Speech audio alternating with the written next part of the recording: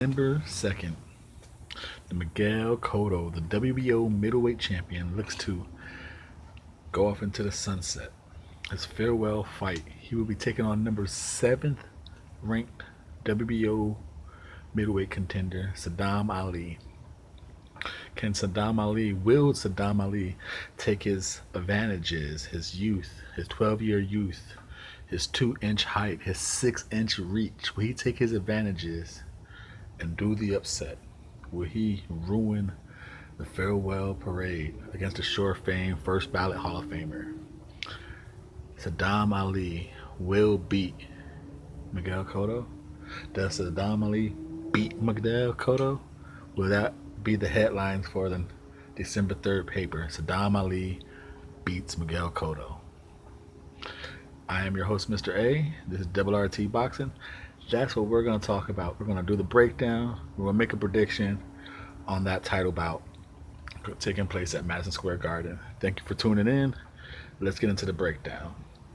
Now, like I said, this is the WBO middleweight champion, Miguel Cotto, making his farewell fight against the Sadam Ali, who is somehow ranked number 7 as a middleweight in this month's WBO rankings. Now, his last fights were against Saul Corral and Perez as a welterweight. So, hey, great victories. Got him number 7. The legs and feet of these opponents. Sadam Ali, to me, he's known as a patient counterpuncher, and I believe he's more of a defensive counterpuncher more of he is than an offensive counterpuncher. Now, him coming up in weight, is he going to have power with him? Like I said, he's 25-1 with 14 KOs already. Now, is he going to? He wasn't the heavier-handed fighter to begin with. So, how much power is he going to bring up with him, and is he going to have enough power to stop the natural?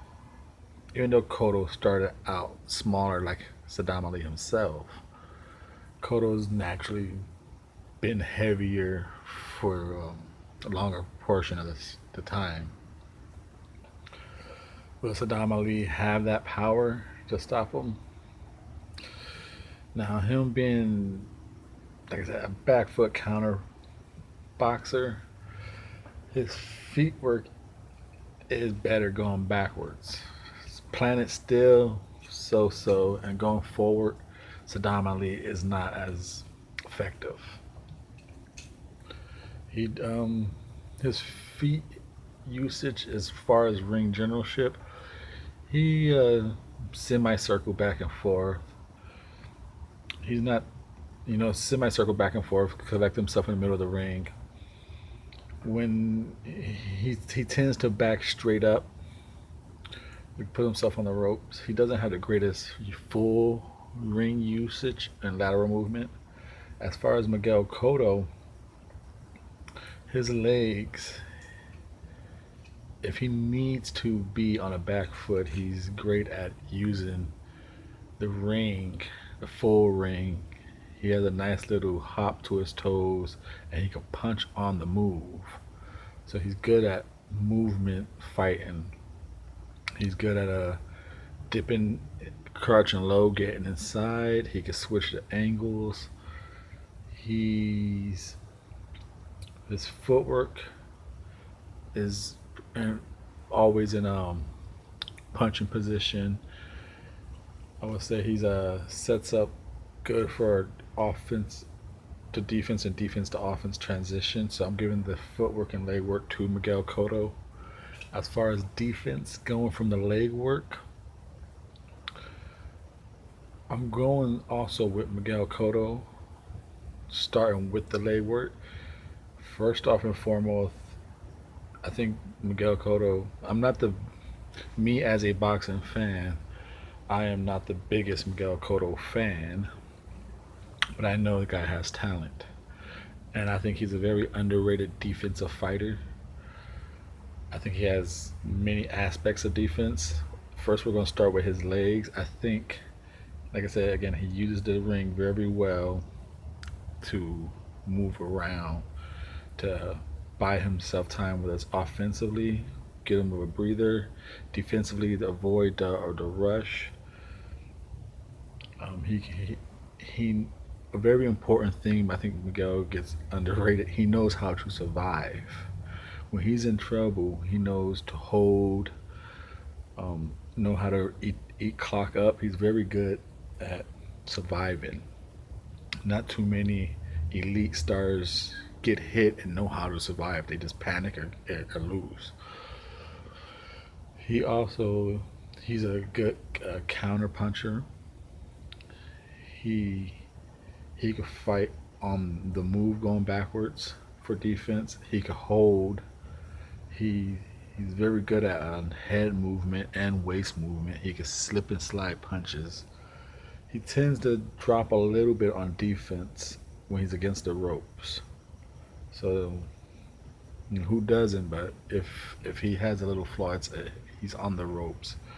Like I said, when he's on the ropes, he doesn't use his good movement with legs, and all of his waist movement and head movement gets a little stationary. As far as Sadam Ali, defensively, he backs away in a straight line a lot. He dips off to his right when he ducks. He tries to catch his hands, but when he rolls his left drops low. And I believe he makes a slow transition from his defense to offense and his offense to defense. That's a slow when he punches, he doesn't really protect himself. That's a slow transition.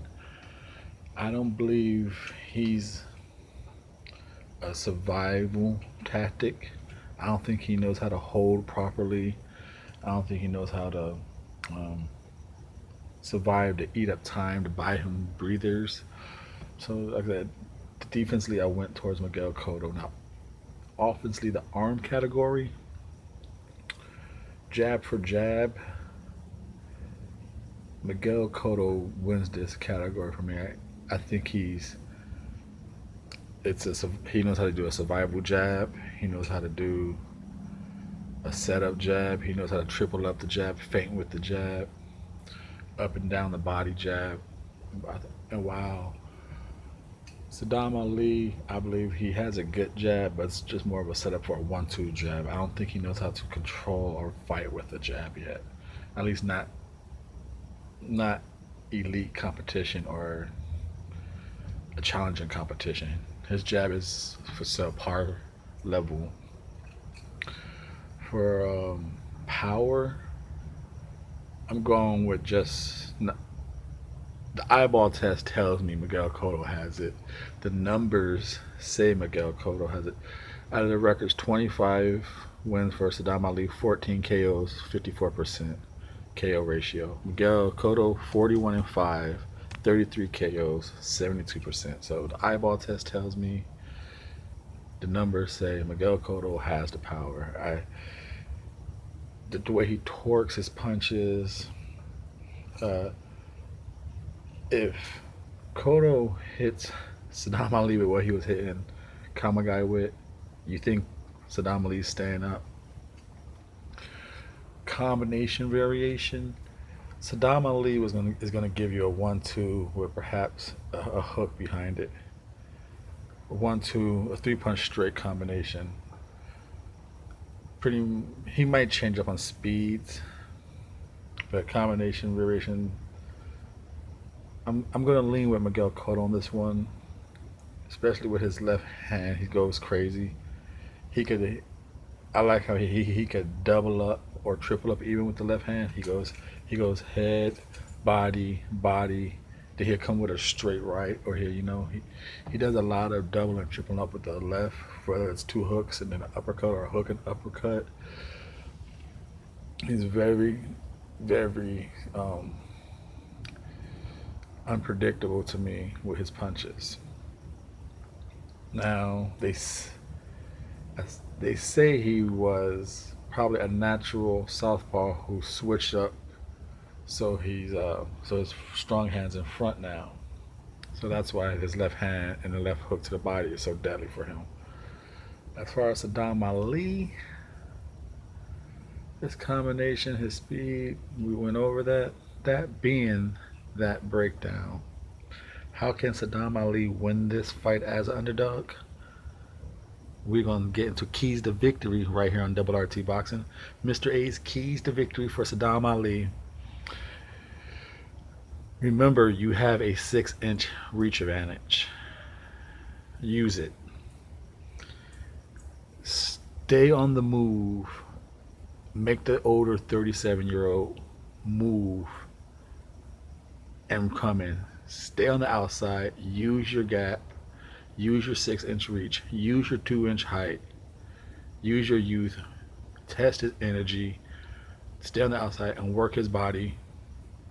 And it should be a nice, slow, pick him apart, slow, crowd draining victory for Sadam Ali.